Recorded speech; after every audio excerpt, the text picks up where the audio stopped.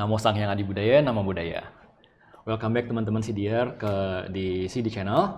Hari ini kita kedapatan tema yang sangat menarik, terutama untuk generasi Z. Tema kita hari ini adalah Money Hacks for Gen Z, Work-Life Tetap Balance. Nah, hari ini kita kehadiran narasumber yang sudah sering ngisi. Ya, beliau adalah Hani Gunggoro, Business Financial Consultant dan Think Map Personality Profiler. Halo Ci. Halo. Halo Ci, aku pengen sharing sedikit nih Ci. Jadi kebetulan aku udah jadi pembina remaja, ya mungkin about 10 years gitu ya, 10 tahun. Jadi saya lihat adik-adik itu dari SMP, SMA, sekarang mereka udah kerja. Dan yang saya perhatikan ketika mereka udah dapat kerjaan, terus spending mereka juga lumayan. Jadi ada satu, contoh case ya, ada satu yang udah kerjain lumayan gitu di bidang aktuaria, gaji juga udah lumayan. Tapi dia punya hobi nonton konser, terus Gue juga suka sih. ganti-ganti handphone gitu ya. Nah, kalau menurut Cici bagaimana sih baiknya? Sebenarnya yang bikin lu gelisah apa? Concernnya apa, Win? Jadi gini, namanya hidup kan gak ada yang pasti nih Ci. Hidup tuh gak ada yang pasti, kayak ya contoh kayak kemarin ada COVID, tiba-tiba semuanya financially drop gitu kan. Nah, buat adik-adik saya ini yang masih mereka under binaannya Edwin gitu ya. Jadi mereka yang baru make money, saya juga berharap mereka tuh bisa punya perencanaan keuangan yang baik gitu ya ke depannya. Itu concernnya. Ini kita ngomong umur berapa nih? Kita ngomong untuk generasi Z. Generasi Z itu berarti mereka lahir dari 97 gitu sampai 2010 kurang lebih. Tapi tadi lu bilang udah 10 tahun. Wow. Yes, konsisten juga, Win. Ya, sekarang udah mulai agak mundur, tapi ya ada adik-adik yang memang dari... Berarti ada yang kamu lihat gitu ya? Betul. Dari SMP, SMA. Iya, dari mereka masih bocil tiba-tiba jadi ganteng, jadi ganteng, jadi cakep. Ya. Tapi sebenarnya buat saya ya, generasi Z, ya kita sama-sama tahu juga kan, kita hidup di zaman teknologi gitu. Dulu kayaknya zaman kita nggak ada konser kayaknya nggak segampang ini. Iya, betul. Ya. Nggak pernah nonton konser ya? Nonton konser enak loh. Kebetulan saya nonton konsernya yang klasik, Ci. Waduh. Karena dulu les. Kalau ditanya ke aku ya, ini ngomong spesifik Gen Z ya? Yeah. Bukan tanya tentang kamu, bukan tanya usia aku, bukan tanya publik kan? Iya. Oke. Ya, aku lihat juga fenomena itu sih. Mungkin juga di lingkungan anak-anak teman gitu. Sebenarnya kalau aku ya prinsipnya ya, lu mau spend boleh-boleh aja, asal lu bisa cari. Pertanyaannya yang Edwin lihat, concernnya apa? Mereka bisa cari enggak? Atau mereka bisa cari, mereka spend, atau ada mungkin lebih parah kan, mereka sibuk spend, tapi sebenarnya itu datang dari orang tua gitu. Dan menurut Edwin, yang terjadi benar-benar sekarang tuh sebenarnya apa? Dua-duanya? Atau sebenarnya kalau dibilang terjadi, semua yang Cici sharing itu sebenarnya terjadi. Tapi ya, mungkin kita ngebahas dari sisi yang mereka yang bisa earn money, terus gimana cara maksudnya biar keep it. Kalau misalnya mereka masih didanain orang tua, menurut saya nggak tahu ya, anak-anak sih kalau yang saya perhatikan bisa ada masa-masanya mereka tiba-tiba kayak aware, kayak oh ya udah ini gue udah harus cari duit sendiri gitu loh. Jadi ya saya sih kebetulan belum menemukan yang memang yang agak manja lah, maksudnya harus disuntik orang tua terus. Tapi mereka jadi kayak misalnya udah kuliah segala macam, mereka udah bisa kesadaran, oh ya gue harus kerja gimana. Tapi cara mereka spendingnya kali ya, kalau yang saya aware gitu Ci. Aku pernah dengar bahkan beberapa studi ya, ngomong studi, dan beberapa pembicaraan para orang tua yang punya anak Gen Z gitu. Aku rasa sebenarnya Gen Z sekarang itu knowledge-nya lumayan kok tentang financial independence. Ya kita nggak usah freedom independence dulu. By the way, di kelas saya, aku mendefine financial independence adalah kita cukup sekarang dan mendatang gitu ya. Jadi kalau temennya mungkin aktuaria atau teman-teman yang lain yang udah bekerja gitu, berarti mereka juga mesti paham dulu definisi cukup. Sekarang cukup gak? Mungkin mereka cukup. Betul. Mereka kerja, maka bisa nonton konser gitu kan. Betul. Cukup sekarang, cukup masa mendatang atau enggak kan kita belum tahu. Gitu. Dan kalau ditanya soal money management, itu sebenarnya ilmu dari zaman bahula sih menurut aku. Sederhana. Itu cuman managing yang saya sebut tiga telur emas gitu, 3 golden eggs. Apa tuh? Gimana kita bisa mendatangkan uang, money in, gimana kita bisa mengelola money out, dan gimana kita bisa mengelola supaya uangnya bertumbuh, kan cuma 3. Jadi kalau buat saya ya Win, kalau orang tua ya Gen Z spendingnya tinggi, ya kalau dia bisa berpenghasilan, punya tabungan ya menurut aku sih Ya asal dia tahu limit aja. Ini ada yang menarik sih. Jadi waktu Cici bilang cukup di sekarang, saya yakin mereka cukup di sekarang makanya bisa spend lebih. Ya, maka bisa ya. Ini asumsinya mereka nggak ada pinjol ya. Oh iya. Jadi misalnya gajinya misal 10, jajannya 8 gitu ya. Walaupun itu gila, tabungannya cuma 2 gitu. Ya, oke. Dan cukup untuk masa mendatang. Nah, itu pertanyaannya. Nah, iya menurut saya apa itu definisi cukup di masa mendatang, Ci? How do we know? Lu lagi ngomongin Gen Z ya? Lagi nggak ngomongin lu kan, Win? Enggak. Lagi ngomongin si anak-anak Gen Z. Ini menurut saya tips, kalau ini konteksnya untuk Edwin yang membina gitu ya, dan untuk teman-teman pembina lain gitu, atau untuk orang tua yang mungkin punya Gen Z gitu. Menurut aku sih anak-anak muda sekarang harusnya mereka tahu definisi itu. Harusnya mereka tahu. Dan mereka so open gitu dengan YouTube, Google, all the social media. Cuman prinsip pertama, sebelum saya menjawab ya soal yang di masa mendatang, yang mungkin perlu diingatkan begini. Kemajuan teknologi menurut saya membuat sejumlah kemudahan, saya setuju. Tapi itu juga punya implikasi yang berbeda. Negatif maksudnya? Iya. Kalau kita merasa sekarang cari uang lebih mudah, kalau itu kan tadi contohnya bekerja kan? Betul. Antuaria. Ada juga teman-teman yang mungkin sekarang berpendapat, gue bisa spend dong, karena gue bisa menghasilkan, gitu kan. Dan ini perlu dipahami bahwa konsep kita bisa mencari uang itu berbeda dengan dulu, menurut aku. Sekarang lebih mudah, saya setuju. Lu mungkin bisa jadi KOL, mungkin lu bisa jadi online, atau lu merasa aktuaria, lu bisa bekerja, atau lu engineer bisa bekerja. Tapi saingan kita juga bertambah banyak, menurut aku. Jadi apa yang kita lakukan untuk mendapatkan uang, itu perlu dipastikan kita bisa terus mendapatkannya. Jadi kalau misalnya lu buka usaha, berarti lu betul-betul usahanya itu baik di mata customer. Kalau kita bekerja, berarti asumsinya kita betul-betul menjadi yang terbaik di pekerjaan itu. Dan kalau kita misalnya menjadi KOL atau menjadi agent insurance, apapun lah, kita harus tahu juga saingan kita yang lain juga banyak.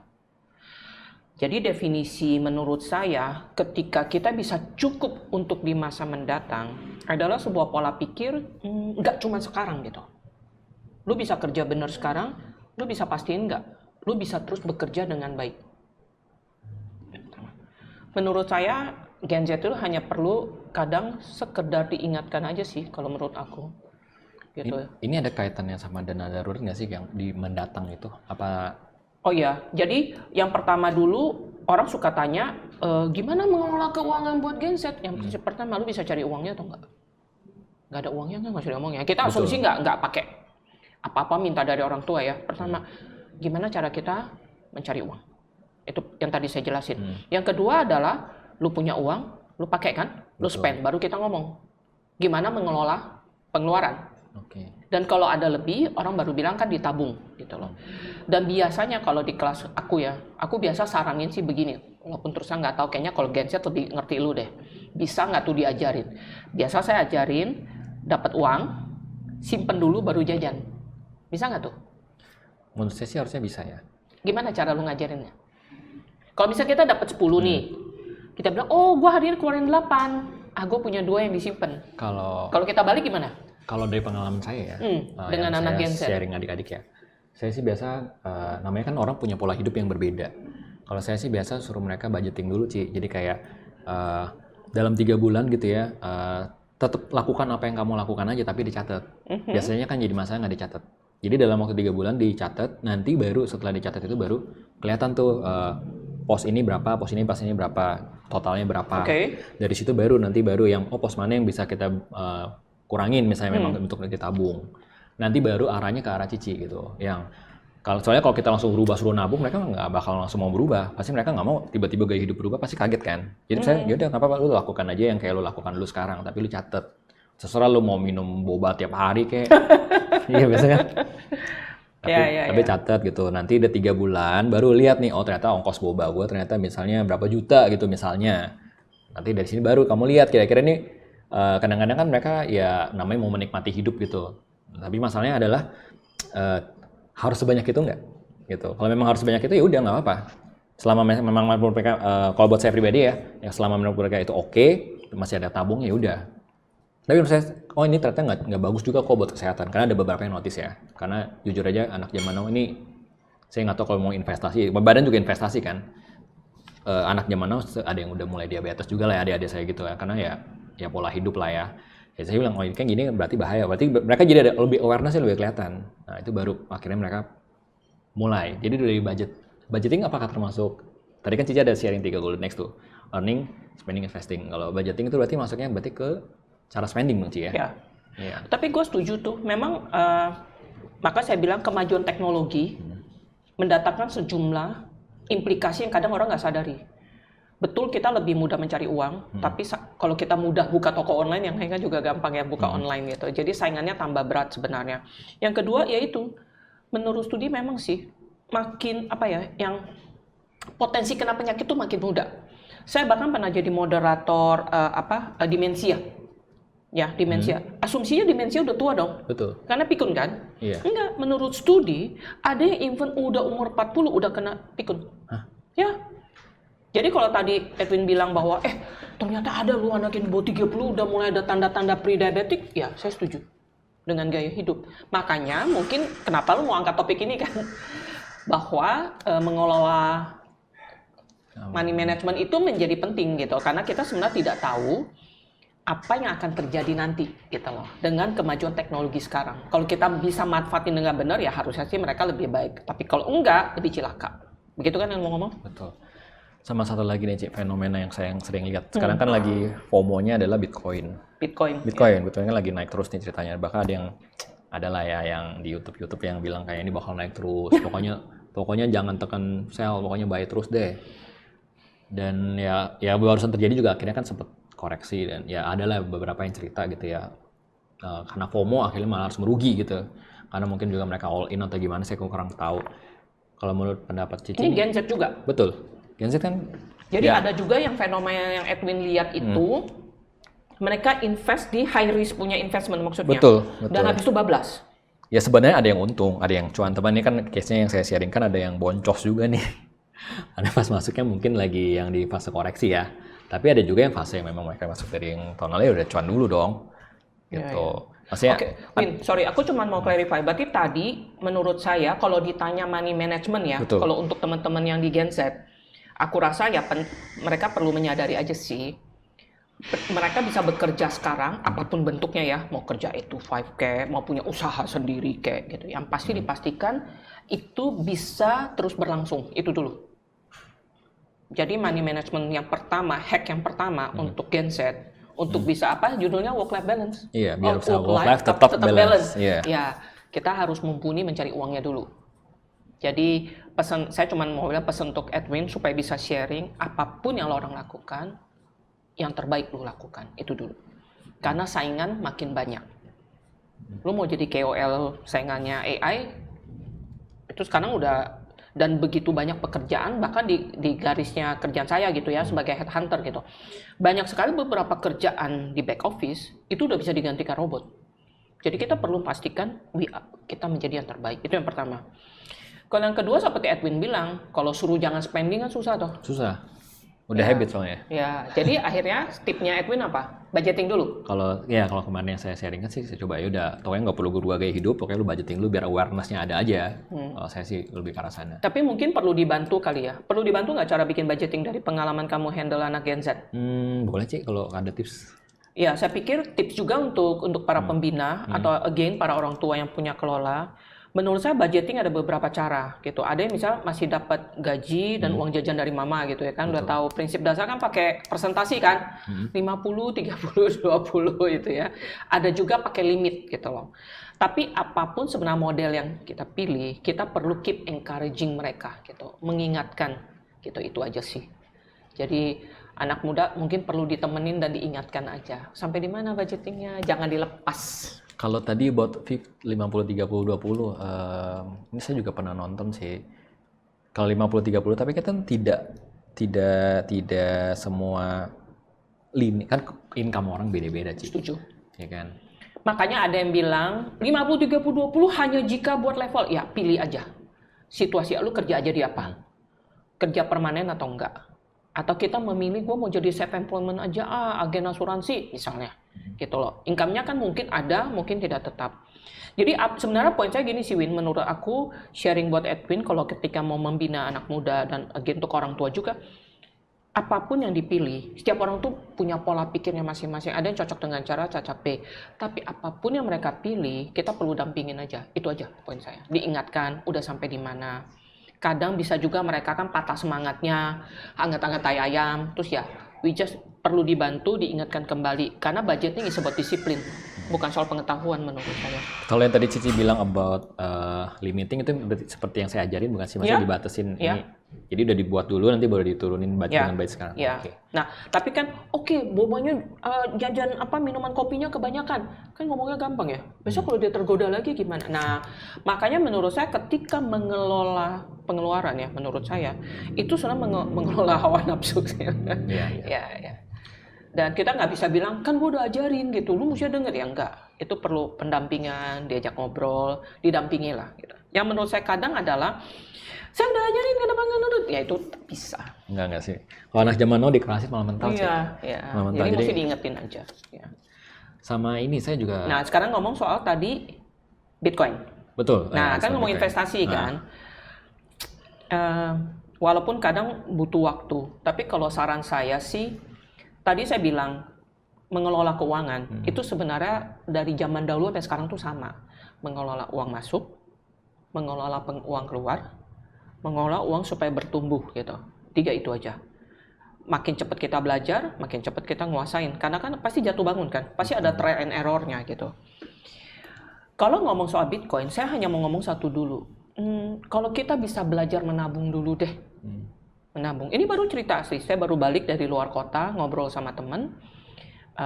Ya dia menceritakan perjuangannya. Saya cuma tanya tabungannya punya berapa bulan? Aduh, dia mikir-mikir cuma 3 bulan. Oh ya udah, masih muda mah. Terus saya cuma tanya, kalau mau bikin tabungannya 6 bulan gimana caranya? Dikasih challenge.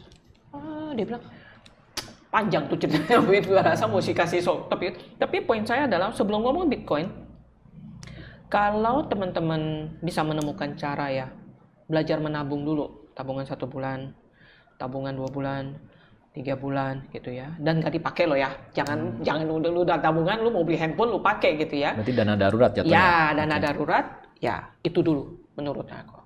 Nah kalau soal investasi Bitcoin, saya cuma punya prinsip sederhana, lu boleh investasi apa saja selama kamu menguasai itu. Ada kok yang invest Bitcoin sukses, ada. Ada juga investasi hanya saham juga sukses. Ada juga yang saya tahu sampai hari investasinya hanya real estate. Orang mau ngomong investasi apapun, real estate sudah tidak menguntungkan, bagi dia oke-oke aja. Ada yang nyimpen emas. Ruang dikit dia beli emas. Emas itu ya, yang fisik yang dia simpan. Iya. Ada yang bilang, enggak, gua nggak punya investasi. Gua mau investasi di bisnis, ada juga. Tapi sebenarnya menurut saya apapun, silakan. Yang penting duitnya jangan dipakai semua aja. Berarti juga termasuk kayak contohnya. Makanya saya bilang 50, 30, 20. Bisa mulai sesederhana itu. Kita boleh belajar investasi dari 20% aja dari penghasilan bisa. Kita bisa coba dari situ. Duitnya harus bertumbuh kan? Betul. Kalau hilang kan ya kalau hilang terus ya itu kan beda cerita. Gitu. Penting nggak sih Ci kalau untuk kayak mencatat? Ini kan kalau tadi kan di budgeting itu kan untuk tahu nih kita spendingnya berapa nih. Kayak misalnya ya adik-adik itu kan pasti juga, kalau kebetulan nih saya tadi pagi ada ketemu yang cowok sih, kebetulan dia baru kerja. Saya sih juga ada sharing buat maksudnya penting nggak sih kayak untuk mencatat income lo misalnya sekarang berapa nih, target ke depan nanti mau berapa. Jadi budgetingnya nggak cuma kayak sebulan gue habis segini, tapi ada jangka panjangnya kayak tadi Ci bilang ada mesti grow. Jadi ntar mesti dipikirin, bahkan saya juga kasih masukan. Ini saya nggak tahu ya, mungkin saya tanya, ntar mungkin Cici boleh kasih masukan. Karena saya kemarin baru lihat satu video lah ya, dia ada membandingkan antara orang yang udah kerja di company satu stay lama dan satu lagi dia pindah-pindah. Di tahun kelima itu udah kelihatan banget perbedaannya. Lebih banyak yang loncat. Maksudnya begitu loncat mereka dapat kenaikan yang saya nggak tahu nih, Cici kan juga headhunter, mungkin bisa kasih sedikit masukan ya. Karena ini baru ada adik saya juga ini ada yang mau pindah. Malah lucunya karena dia overpaid. Oke. Overpaid. Iya. Tapi dia bilang, kok kalau aku nggak pindah, maksudnya dia nggak merasa secara skill dia meningkat, nanti berbahaya ke depannya. Ya menurut saya ada bagus, tapi dari income-nya lumayan kan gitu ya. Kalau dari Cici sendiri ada masukan nggak? Ya ketika mereka stay, apakah mereka harus stay terus? Apakah mereka harus lihat kayak loncat-loncat atau bagaimana, Ci? Konteks ini berarti konteks dia belajar mendatangkan uang ya? Betul. Ya, kita Betul. balik ke sono dulu ya. Betul. Saya berpendapat, ini dari pengalaman saya di Headhunter ya. Orang yang pindah-pindah mungkin betul secara gaji dia bisa lebih naik, itu alasan dia pindah. Tapi ada sampai satu titik dia akan kurvanya berhenti. Pertanyaannya, dia pindah karena gaji atau dia pindah karena secara value dia bisa naik, kan kita nggak tahu. Dan tidak berarti orang yang stay di satu tempat dia akan lebih jauh ketimbang orang yang pindah-pindah. Karena yang penting itu sebenarnya bukan gajinya. Bagi anak muda mungkin itu penting ya. Tapi yang lebih penting menurut saya adalah apakah capability dengan kita pindah dan kita stay, capability kita mendatangkan uang, berarti bekerja ya maksudnya, itu naik atau tidak. Di contoh saya banyak justru yang stay satu company malah tentu kurvanya beda. Saya setuju kalau lu pindah-pindah, kelihatannya dari awal tuh kurvanya naik gitu, lebih cepat dari yang stay. Tapi kalau yang stay ini konsisten, terus melatih diri, dia upgrade dia sendiri, at satu titik, dia akan jauh di atas yang pindah-pindah terus. Karena harusnya HR tuh nggak gitu suka sama orang yang pindah-pindah ya. Nah, gini lu bayangin ya, sekarang misalnya kita orang sales deh, baru 3 tahun lu pindah gitu, lu pindah tahun pertama misalnya, ngebenerin. Ya, tahun pertama ngebenerin gitu, tahun kedua baru mulai develop, tahun ketiga lu pindah, deh hasilnya apa? Jadi, itu. Kosong. Jadi mungkin perlu dipastikan itu aja. Jadi selama capability-nya meningkat, ya udah nggak masalah. Ya, tapi tidak berarti yang nggak pindah-pindah itu lebih jelek daripada yang pindah-pindah. Itu. Karena I think uang itu menurut saya ada efek. Outcome-nya adalah capability kita naik atau enggak. Tapi saya juga nggak bilang orang yang 35 tahun, 30 tahun, 40 perusahaan dia harusnya naik jadi direktur. Enggak juga. Kalau orang yang nggak mau belajar ya enggak juga. Tuh. Biasa pindah-pindah itu menurut saya lebih anak muda sekarang ya. Shortcut kali ya. Nah lu sendiri kerja udah berapa tahun? Kalau sekarang udah 11 tahun. Wow, nggak pindah-pindah ya? Ya kalau ada opportunity mungkin akan pindah sih. Ya udah 11 tahun ya. Ya, udah 11 tahun. Ya. Dan apakah lu merasa udah 11 tahun capability kamu di bawah sama orang yang pindah-pindah? To be honest, kalau saya ya, ini tapi ntar jadi ngebahasnya OT nih. Kalau saya sih merasa jadi lebih ke pengen mencari pengalaman baru aja sih, Ci. Gitu, karena saya kan kerjanya coding di belakang layar, saya pengen coba pindah. Ya, itu alasan yang pas. Gitu. Intinya, kalau kita pindah hanya sekedar karena gaji, pada satu titik menurut saya, alasan itu akan nggak kepake. Itu aja yang saya mau ngomong. Gitu. Tapi kalau kita pindah betul-betul karena naikin capability dan betul-betul kita belajar dan ada harapan selain capability naik, gaji juga naik. Tapi untuk teman-teman yang memilih stay tidak berarti kamu tidak bisa lebih tinggi. Key-nya adalah capability-nya ditingkatkan. Dan apa hubungannya sama money hack? Loh, itu prinsip pertama. Kalau kita mau sejahtera, kita mau bisa work life tapi tetap balance, kan harus ada uangnya, Towin.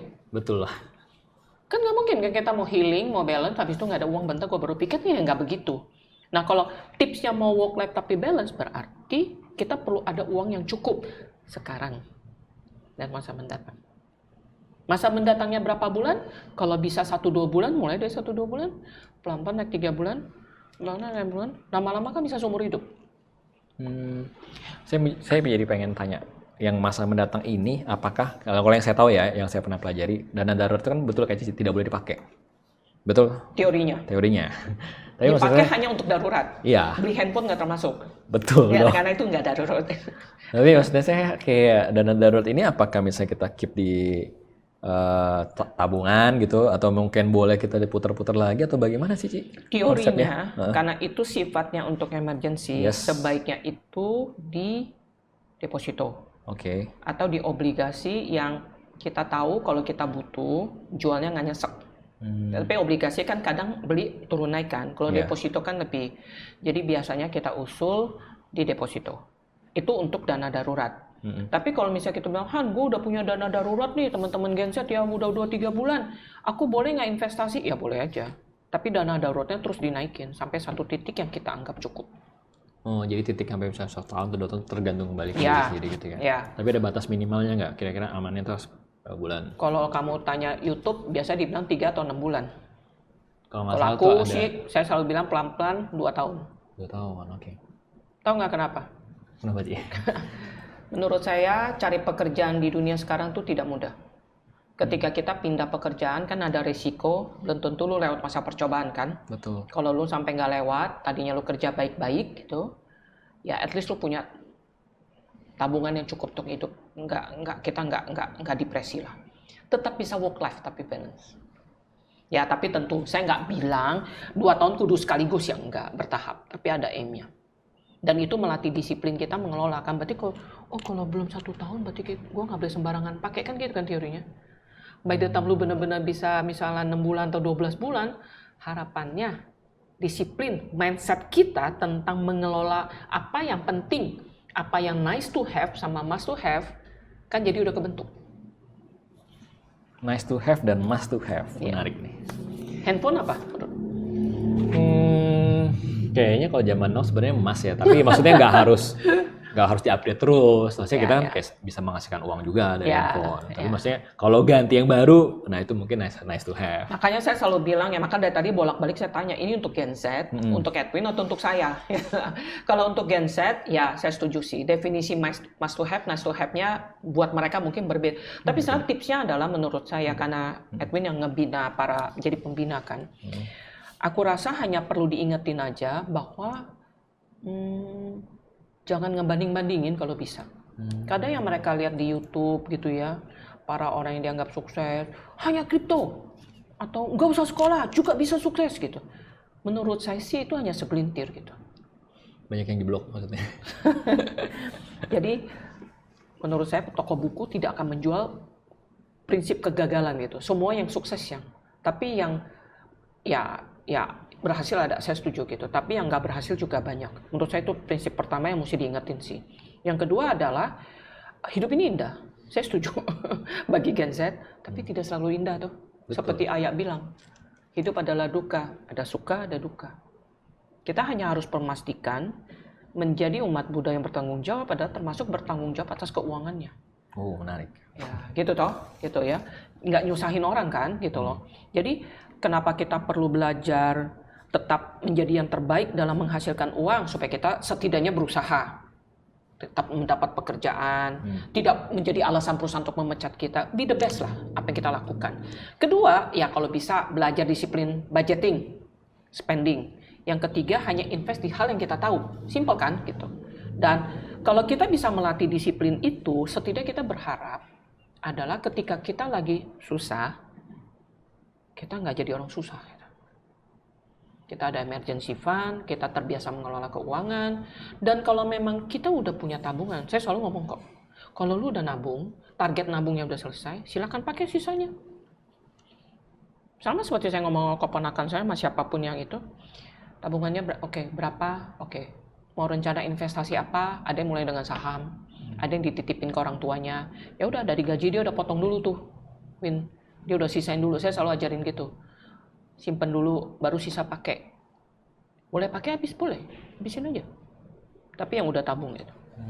Gitu. Kalau menurut saya sama generasi. Jadi nggak usah diomelin. Kebanyakan spending. Kalau saya lebih milih gimana mereka mencari income. Dan menjadi yang terbaik dalam mencari income. Ditabung sebagian, sisanya spending. Work-life balance itu. Kalau bilang menjadi yang terbaik, ini saya nggak tahu ya. Kan kadang-kadang dari sisi pekerjaan ya, selain skill gitu ya. Tapi kan ada juga yang kalau yang saya lihat ya, ini contoh yang adik saya yang baru masuk, itu juga sebenarnya pakai kekuatan orang dalam gitu. Nah, kata BLC. Kalau tidak Cici kan juga headhunter gitu ya, untuk pekerjaan gitu, maksudnya kayak how do we know kayak kita udah berusaha lakukan terbaik gitu.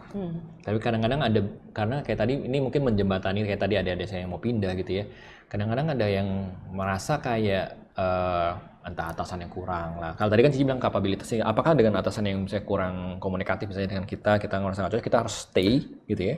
Atau kayak yaudah nggak apa-apa, coba cari opportunity lain, atau kayak yaudah. Kadang ini dia kalau nanya ke saya juga serba salah ya. Saya juga bingung, pindah apa kagak, kalau gajinya dia dibayarin lumayan gitu ya. Kalau suruh pindah ntar dia dapat gaji turun, saya juga nanya. Biasa kalau ini saya kembaliin ke mereka lagi sih. Kalau menurut Cici gimana sih kalau misalnya ditanya gitu? Ini ngomong Gen Z ya? Betul. Berarti di bawah 30 ya? Iya, jadi tahun ini di bawah 30? Masih di bawah 30, orang baru kerja 1-2 tahun, Ci. Realistisnya ya, mau jawaban yang praktikal atau jawaban teoretikal?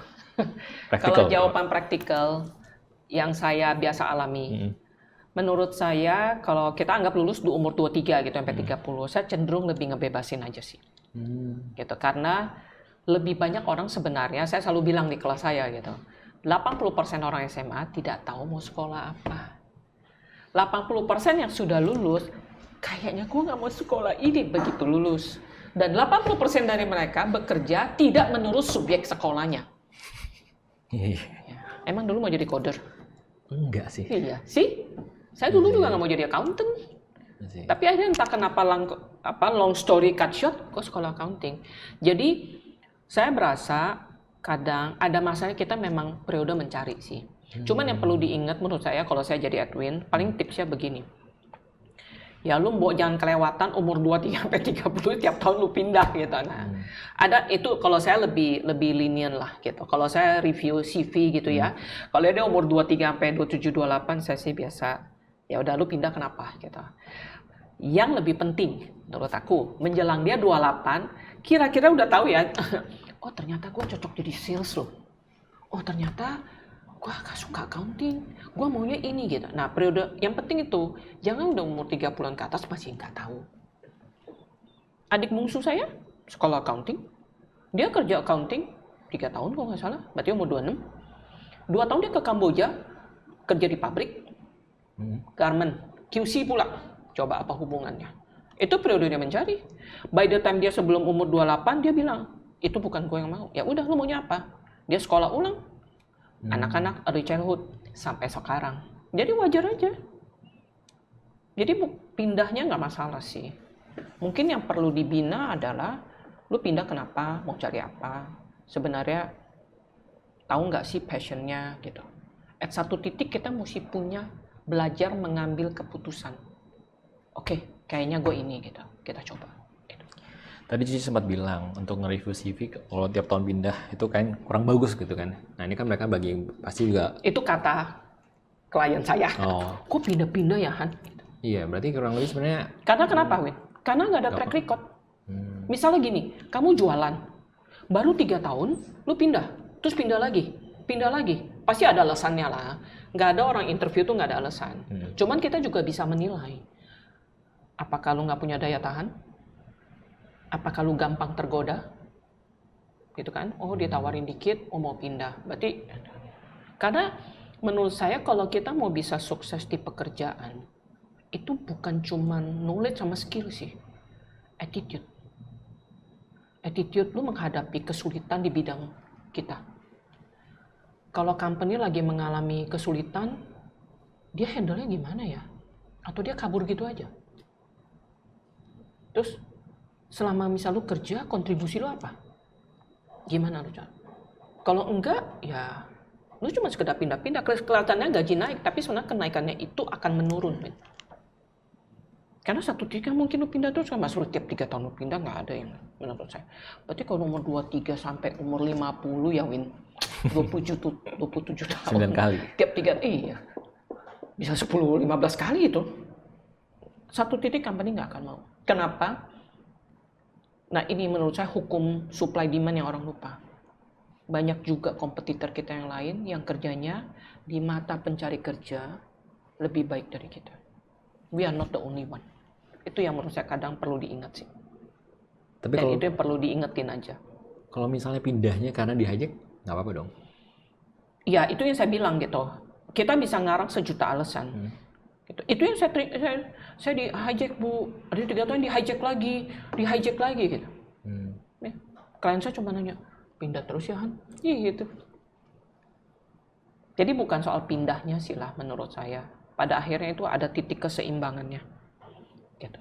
Dan hanya kadang ya kita tahu dari mana, nggak ada hukum yang pasti Win. Dan Edwin sebagai pembina atau juga orang tua gitu ya, atau counselor, career counselor yang kebetulan lagi dengar topik ini, case by case berbeda. Betul. Gitu ya. Yang penting menurut saya pada akhirnya mindset pindahnya apa? Cuman mau cari gampang, cuma sekedar mau naik gaji, atau nggak mau deal sama bos yang susah gitu ya. Dan itu apakah membina kemampuan dia atau enggak? Kan itu yang dilihat orang kan. Orang mau hire lu misalnya jadi director IT kan juga mesti lihat gitu. Edwin bisa apa? Terus ketika menghadapi kesulitan, lu handle-nya gimana? Betul. Gitu. Leadership style lu? Ketika things bagus, lu tinggal. Things jelek, lu tinggal. Jadi, gitu. Ngomong-ngomong soal... Jadi untuk kalau genset, saya tetap berpendapat sih. Saya nggak bakal ributin spendingnya. Saya lebih, kalau tips saya ya, just make sure, karena justru mereka masih muda Win menurut aku sih.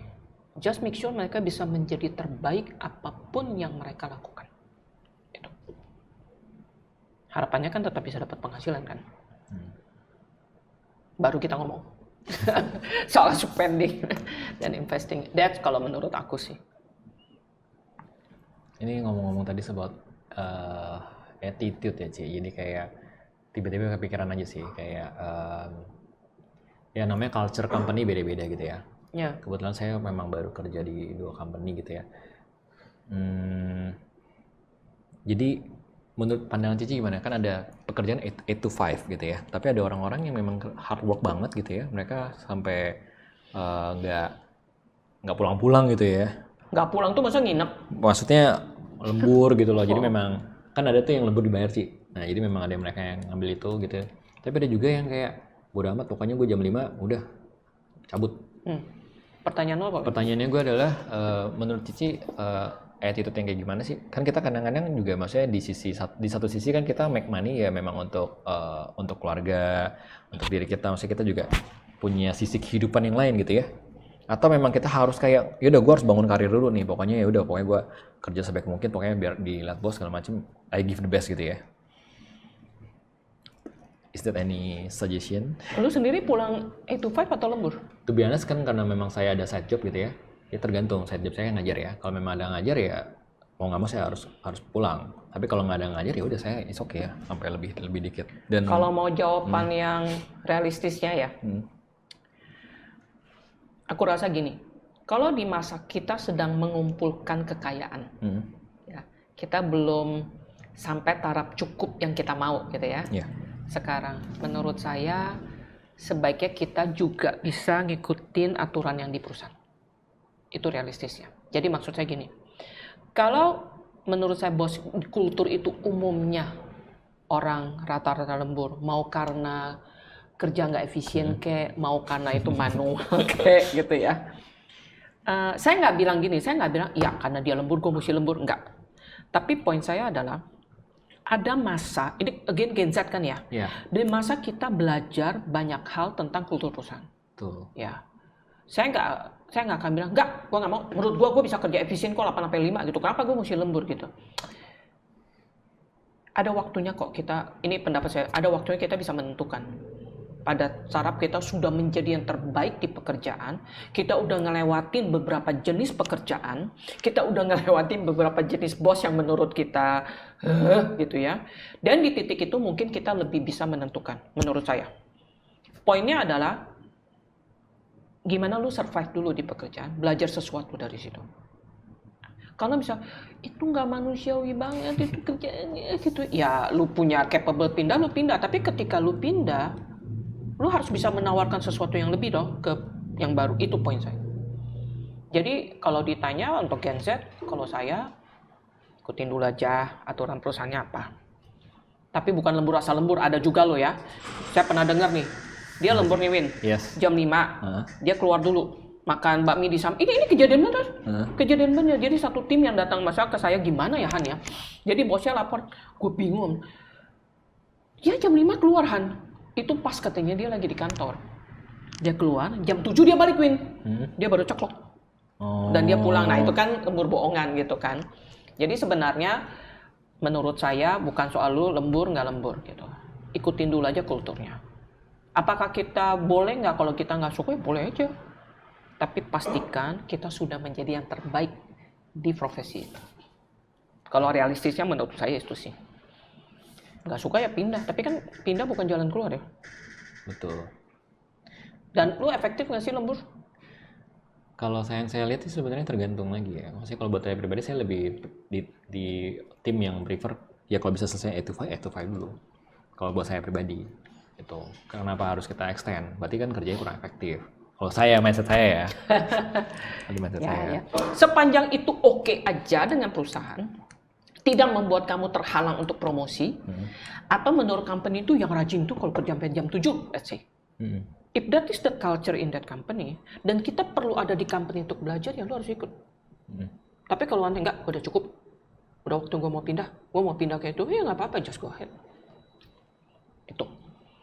Jadi lebih ke dalam periode kita membina kekayaan, mengumpulkan kekayaan, mengumpulkan jam terbang. Saya lebih mengusulkan, udah diikutin dulu aja aturan main seperti apa. Sampai satu titik kita udah bener kewalahan, kesehatan kita mulai terganggu, ya baru kita ngomong. Kalau saya. Tapi kalau misalnya, nah gini, kalau misalnya udah sampai umur 40, 45, lu masih harus lembur terus.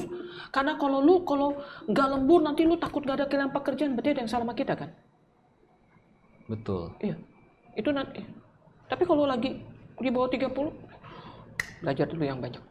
Seperti kata adik saya, hidup susah dulu. Hidup susah dulu, oke. Hidup susah tahu, susahnya cari uang. Ini mungkin last question ya, Ci. Tadi Cici sempat bilang kalau di masa pencarian gitu ya. Mengumpulkan kekayaan. Ya, maksudnya di bawah 30 tadi kan juga fase pencarian, jadi ya, sampai under 28 ya. mereka mau pindah-pindah. Apakah di sini masih pencarian itu apakah mereka pindah divisi, mencoba beberapa pekerjaan yang lain? Termasuk sih. Maksud saya gini, saya cuma mau bilang ini at least di environment yang saya temuin, dan saya tidak bilang ini seluruh dunia ya, saya nggak overgeneralize gitu. Karena 80% orang SMA tidak mau sekolah apa, dan 80% orang kuliah tidak bekerja di bidangnya, berarti kan hanya 20% toh. Betul. Artinya dia juga nggak tahu, gue sekolah IPB tapi gue jadi orang kerja di bank. Sering dengar kan? Sering. Ya gitu loh. Gue sekolah IT binus tapi nanti kerjanya di manajemen. Artinya, apa yang dia spend uang selama dia kuliah, bukan yang dia pakai gitu. Dan itu ada periode dia mencari, bener nggak sih ini yang gue suka? Gitu loh. Ya buat saya, make sense. Di periode itu. Yang penting itu yang saya bilang. Tolong sebelum 30 kira-kira udah tahu, itu aja. Cukuplah 7 tahun. Tapi saya jadi kepikiran, waktunya kayak udah mau habis nih kalau saya lihat. Saya jadi kepikiran kalau memang... Nanti bisa topik kedua. Kalau memang 80%, karena itu juga saya alamin sih, jujur aja ya. Saya juga kadang bertanya kenapa bisa jadi programmer. Tapi maksudnya saya jadi kepikiran, bisa nggak sih suatu hal ini diantisipasi gitu. Maksudnya bisa. memang dari kecil memang kita udah tahu nih anaknya suka apa nih. Kalau kita 40%. Sebagai orang tua jadi wasting money. Anaknya juga wasting time. Jadi sebenarnya kayak apa ini hal normal gitu yang harus dilewatin. Mungkin itu PR buat lo sih Win. Coba lihat di Genset, at least anak bina-binaan, Edwin. Mereka ngambil kuliah sesuai subjeknya nggak? Saya pernah sekali waktu ada grup internship. Oke. Itu kebetulan grup anak-anak yang ngambil psikolog. Ya. Psikolog kan banyak ya. Ada yang ke bukan medical, apa namanya? Clinical. Ada yang clinical, ada yang ke psychological. Udah tahu dari SMA, udah tahu mau ngambil apa? Oh, psikolog. Saat itu waktu diskusi, jawabannya bertentangan dengan temuan saya. 80% tahuin apa dia mau ngambil apa gitu. Oh ya udah. Terus psikolognya kenapa ambil klinikal? Soalnya saya nggak tahu mau ngambil yang lain. Dailah. Jadi maksud saya, apakah bisa diantisipasi? Bisa, tapi buat apa? Kalau memang anaknya tahu. Nggak salah kok Win sebenarnya menurut saya. Oke. Nggak ada yang salah. Karena apalagi menurut saya kemajuan sekarang ya. Jadi ini. Orang jadi bingung sendiri. Yang penting menurut saya, kalau lu merasa salah ambil subjek, ketika kita kerja, dan lu sebagai pembina, gimana lu guide dia? dia bisa tetap menjadi yang terbaik. Kalau dia memang ngambil sesuai bidangnya, dia mau jadi dokter, dia sekolah dokter, dia menjadi dokter, dia tetap harus menjadi dokter yang terbaik toh. Oke. Ya, apa ya? I get the Ya, point. tetap aja. Gua nggak tahu mau jadi coder. Aku akan tanya, lu seneng nggak coding? Kalau nggak, aku mungkin tanya, are you the best? Kalau enggak, then it's your PR. Bukan lu udah kerja 11 tahun atau enggak. Are you the best? Kalau enggak, berarti aku akan mulai tanya, kenapa Bing? You are not the best. Jadi apapun situasi yang kita ambil ya. Dan saya belajar bahwa untuk hidup itu, kita perlu belajar bahwa kadang kita salah mengambil keputusan. Dan di Gen Z ada possibility itu. Iya. Yang penting ya udah. Sekarang maunya gimana? Apa yang kita bisa perbaiki? Dan sebagai pembina, apa yang kita bisa bimbing? I think they need some space menurut saya ya, kebebasan. Tapi saya tetap berpendapat mereka mesti didampingi, mereka mesti diingatkan, dan kadang mereka mungkin perlu dikasih tips-tips mengelola keuangan. Oke. Jadi kalau dari saya sih, saya cuma bisa bilang untuk Gen Z, hack. Pertama, supaya bisa work life, tetap balance. Jadilah yang terbaik di apapun yang Anda kerjakan. Prinsipnya membina dulu kemampuan mendatangkan uang, money in. Kalau yang investing, saya hanya bisa bilang mulai belajar nabung aja. Ada duit dikit buat Bitcoin ke saham, itu oke. Tapi itu saya lebih pikir jadi yang terbaik dulu. Kalau lu punya banyak uang, lu bisa invest. Betul. Kalau nggak ada uang datang, mau invest apa, Win? Jadi yang mikir invest ya, mikir yang terbaik. Karena menjadi yang terbaik itu butuh waktu. Ya dong? Betul. Petenis terkenal, basketball terkenal, itu latihan lebih panjang dari orang lain. Gak bisa, besok gue mau jadi the best. Cuma 1 tahun ya, tak ada. Bertahun-tahun. Once you have the money, lu punya pekerjaan yang baik, lu menjadi yang terbaik, dihargai orang, harapannya tentu ada penghasilan yang lebih baik kan dari orang lain, then we talk about investment. That's the first hack menurut saya. Oke Ci, ini waktu kita udah habis nih sepertinya. Gak berasa banget ya ngobrol sama Ci Hani, luar biasa. Mungkin kita Tapi akan... thank you untuk ceritanya. I really admire lu spend waktu untuk menjadi pembina anak muda. So hopefully tips ini bisa membantu Edwin ketika ngebina mereka Pasti, juga. Iya. Karena sarapan saya ya... Hah, sarapan ya? Harapan. Oh, harapan. Saya dengar sarapan. Harapan saya maksudnya ya ibaratnya kan kadang kita ya seperti tadi bilang, kita manusia pasti pernah berbuat kesalahan gitu ya. Harapan saya adalah jangan sampai nih kesalahan-kesalahan yang sudah lakukan itu terjadi di generasi bawah. Itu harapan saya, jadi misalnya mereka bisa punya kehidupan yang lebih baik gitu sih. Itu yang bikin saya bertahan juga. Jadilah yang terbaik di apapun yang kita kerjakan. Itu hack pertama. Simple tapi challenging dan butuh waktu. Makanya dimulailah dari dini. Semakin kita dini belajar money management, semakin dini juga kita belajar ilmunya. Betul. Dan semakin dini juga kita bisa belajar dari kesalahan kita. Jadi nggak tunggu nanti usia tua baru mulai belajar cari uang, menabung, atau investasi. Oke, thank you banget Ci Hani buat sharingnya. Tanpa terasa waktu kita udah habis. Mungkin nanti kita akan ketemu lagi di topik yang lain. Baiklah teman-teman Sidir, hari ini temanya sangat menarik gitu ya. Mungkin selain Gen Z juga bisa mendapat pencerahan.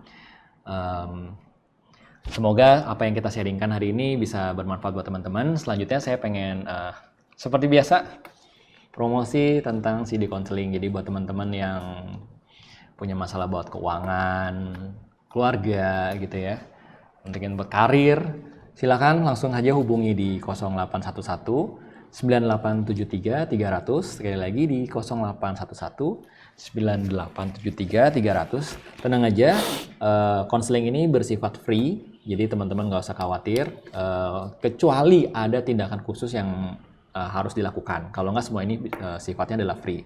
Jadi buat teman-teman yang pengen sharing-sharing atau pusing gitu, nggak tahu harus cerita sama siapa, silakan langsung curcol aja ke adminnya, nanti akan diarahkan ke konselor-konselor kita yang tentunya sudah pasti profesional. Selanjutnya saya juga akan umumkan untuk download aplikasi KBI. Jadi di aplikasi ini kita ada artikel-artikel tentang Buddhis, jadwal-jadwal kegiatan, dan tentunya juga tentang penyebaran Dharma. Silakan download langsung di App Store dan Play Store kalian. Baiklah, saya Edwin hari ini sebagai host saya undur diri. Terima kasih buat teman-teman. Kita ketemu lagi di 2 minggu lagi. Namo Budaya, Namo Budaya.